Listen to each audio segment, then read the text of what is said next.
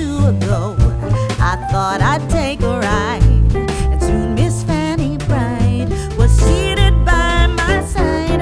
The horse was lean and lame, misfortune seemed his lot.